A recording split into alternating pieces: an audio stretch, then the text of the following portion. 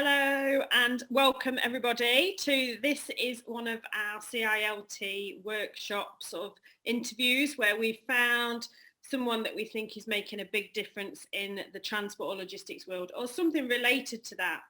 And today it's a great pleasure that I'm introducing a lady to you called Claire Whetnall, which we'll go into in a second. Just to tell you then, so I'm here, I'm Michelle Scott. I am head of Women in Logistics for the UK for the small events that we do, or the interviews or online events that we've all been doing this year at the moment. I work closely with Erin, who's a great support at the CILT for all of the events that she lays on with us. I am, a bit about me, I'm a company director for Total Compliance. So I'm a transport manager with my husband, Jonathan, and we do a lot in the road haulage side of things or PSV side of things, and training, everything like that. So I've got quite a bit of an interest within the transport and logistics world, and I'm very passionate about hoping that people will put forward new ideas and be able to help everybody moving forward, and all helping each other, especially this year with the big changes that we've all had and all of the life-changing events I think that it's made us think about. So Claire is here today, and I'm really excited to talk with Claire because Claire is actually somebody that I met through somebody else. So over the lockdown number 1, we were doing a lot of online networking, and I started to attend some networking events in the London area virtually, or all around the UK. And I got introduced to Claire because of my interest in transport and logistics. And Claire has done something very exceptional in the last couple of years where she's been trying to promote safety. So it was really good to get to talk to her. We've had a couple of conversations and set up this interview today that hopefully you'll be able to take a lot from and see how much effort Claire is trying to put into road safety and promoting it through an experience that she's had. So she had a defining moment that we will talk about shortly. But first of all, I'd like to say hi to Claire. Hello, how are you?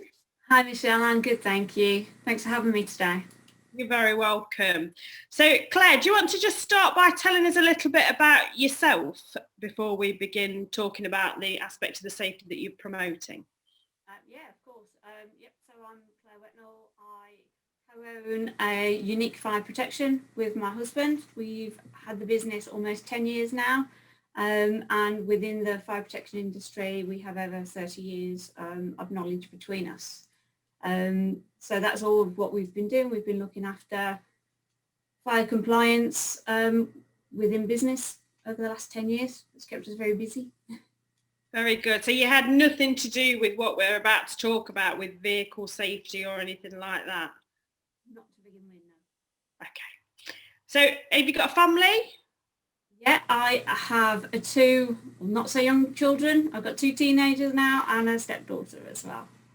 Fabulous. That's lovely. Very good. And whereabouts do you live in the country? We're in the Midlands, so just north of Birmingham. Fabulous. Right. Brilliant. So tell us about this defining moment that I know all about that we want to share with everybody else that's going to be watching this call. Well, it all happened when I was on the M6 heading north one Saturday morning. I was off to see my mum. She lives in Merseyside, and travelling north on the section of the new smart motorway, I witnessed a crash, and it was just 2 cars colliding. Wasn't a massive crash, but it shook me up. I think sometimes even when you witness these things, it scares you just as much as people involved sometimes. And it really shook me up, and I had a what if that had been me moment. Luckily I didn't have my children with me that day, but they're often with me. So it was, what if that had been me? What if my children had been in the car? What could I have done to try and keep us safe? And I just couldn't shake it. I just could not get the image because it happened so fast. And then seeing the impact, I just couldn't get it out of my mind. And I just thought, something needs to be done. I need to try and think of something that if it happened to me, what could I do? So that was kind of playing on your mind then and had that effect. And then was that on your mind for a period of time before you thought, I've got to do something about this? Or Yeah, it was, and I think probably more so for me because it was like, if my kids, what could I do to protect them as well as myself? And then it was just a case of looking into it. I've got a brother in Australia, and I'd spoken to them about it, and they said what they did over there, and it just sort of took on that, like a bit of a journey really. And the more I thought about it, the more the thought progressed, and then it was like, okay, well, what can make a difference, and then how can it make a difference, and what's the right place for it to be. And it was then looking into the different items that would make a difference and trying to collate them so into a kit. So what was your sort of main concern then? You witnessed this accident happening. What was your sort of main concerns? What was you thinking, if this happened, what would the consequences be, or what could we do to prevent it? What was your main issues? I think the main, for me, was if I was in the crash, what would I do? How am I going to keep myself safe? Or, if I was trapped in a vehicle, what am I going to do to get out? And I thought, there's nothing, how long do the emergency services take to get to me? Because they do an amazing job, but they can't be there instantly. And also, with it being on the smart motorway as well, all the lanes were live, and I thought, how long would I have to wait? And like I say, the idea just snowballed from there, really. Yeah, so it kind of played on your mind for you to think, what could you do about this? So where did you do some so you did some research with your brother in Australia, and then what other research did you do about it? I looked into crashes on the roads, and the different types, when it could happen, what the weather might be doing, different scenarios, whether I might be in a ditch, whether it might be wet, maybe dark, if I was in shock. And then also, the other thing that hit me was, it's not just about having a set of equipment, it's about where you're going to keep it. Because if I'm in a crash and I've got some equipment with me, but it's in the boot, there's no way I'm going to be able to get to it if my seatbelt's stuck. So, and so that is constantly thinking like that. If you're on an aeroplane, where's your life jacket under your seat? So wouldn't that be the best place to keep it? And that's such a great idea, because we all know that, don't we? Through going on airplanes, we all know. And I always say to my children, watch it, because you want it imprinted into their mind, don't you, that where the safety equipment is. And you're right, because we put everything in the boot, and actually, is there any point when it's always in the boot if you need it to hand?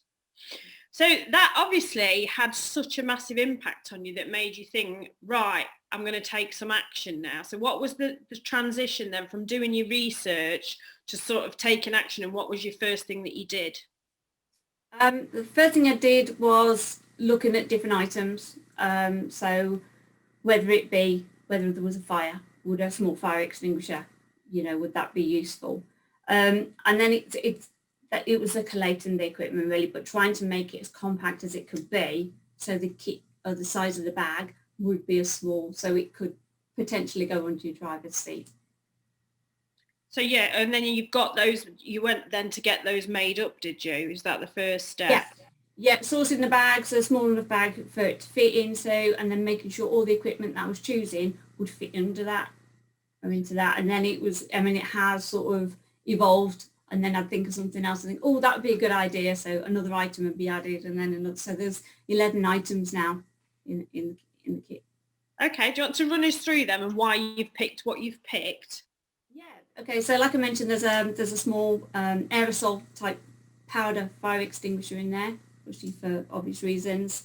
So I also chose, if you're in a ditch, an air horn, so if you couldn't be seen, so there's an air horn to help you attract attention. It's a small first aid kit. There's light sticks in case it was dark. Also, there's a small LED light flashing fob as well that can be seen up to half a mile away.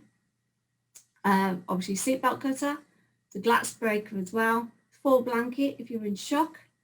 I've also chosen a high-vis jacket in case obviously out of the vehicle during the dark. And then there's a little whistle there as well that would help as well, just in case you needed the additional help. That's really good. You've kind of developed it and further on, I think, even since we spoke about it. So that's really good.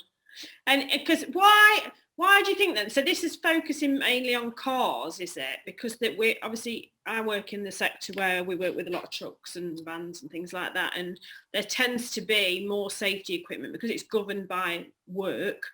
Then with the cars, it's totally different, isn't it?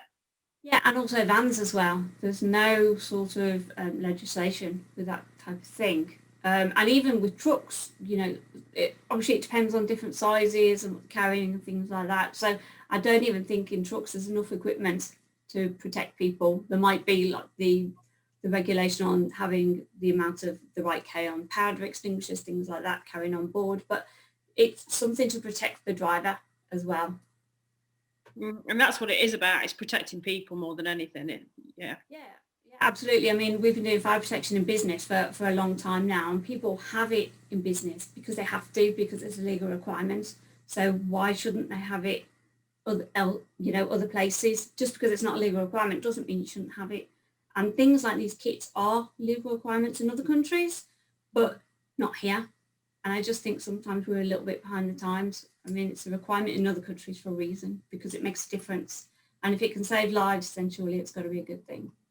Yeah, on the same note, I did a first aid course, and I didn't realise that in other countries they teach first aid to children in schools, and we don't in the UK. And it really shocked me, the thought like, oh, yeah, well, there's so many more lives saved in other countries by children because it's just taught at such a young age, a bit like cycle safety. We all talk about that in transport because there's so many deaths with cyclists and trucks, and so it's a big thing to do with driver training. But yes, you're right, when you find that part of it that you think that why are we not doing that, then it drives you forward.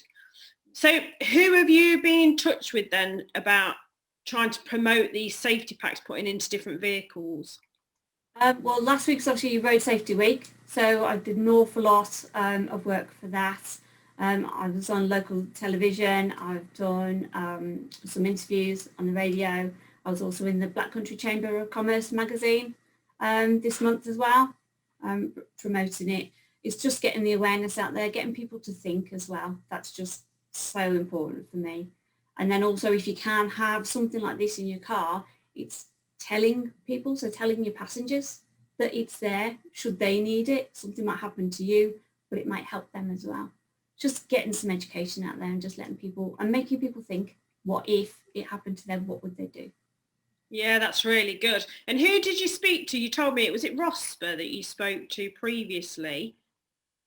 I haven't actually managed to get in touch with ROSPA yet. I'm hoping they're going to call me back, but I've got in touch with a lot of businesses. So, you know, a lot of employers are thinking that this is a duty of care for their staff, for their drivers, and also for the families as well. I've also had a lot of success with people with young drivers. So their young ones are just, you know, getting their license and starting to drive, and it's terrifying for parents. So yeah, so there's lots of different avenues. So, but we all have become a corporate donor of Break, the road safety charity. So every kit that we sell, we give them a donation of 10%, which helps them carry on the amazing work that they're doing.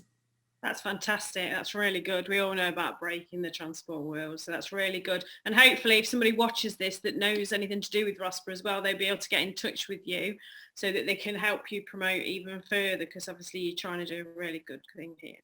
That so would be amazing. Next? Yes. What's next for you then? What's your ideal outcome? What are you wanting to do? What's that big goal? Because clearly you've come such a long way in a short space of time. Yeah, it's crazy when I look back and I think, really, I've got this far. The ideal would be for it to become a legal requirement and to make a difference. I mean, every life that could be saved because of having one of these. I mean, that's got to be the top. That's the icing on the cake. That's amazing. It is.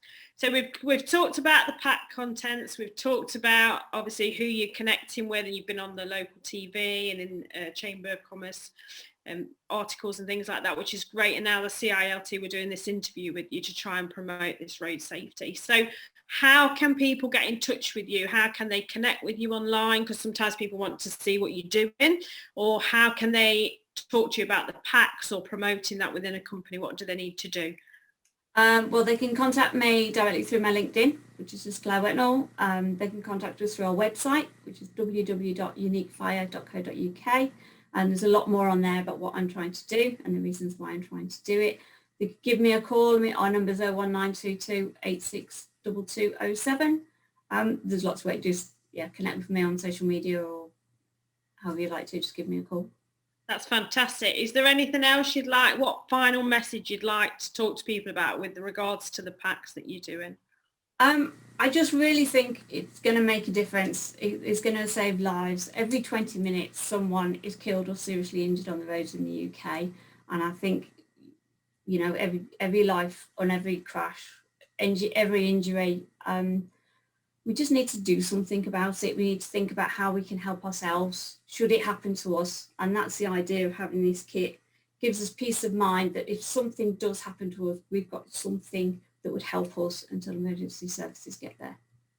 Perfect. That's the perfect way to end this interview. So thank you for all of your time, Claire. We really appreciate it. Thank you for having me. You're welcome. Thank you very much.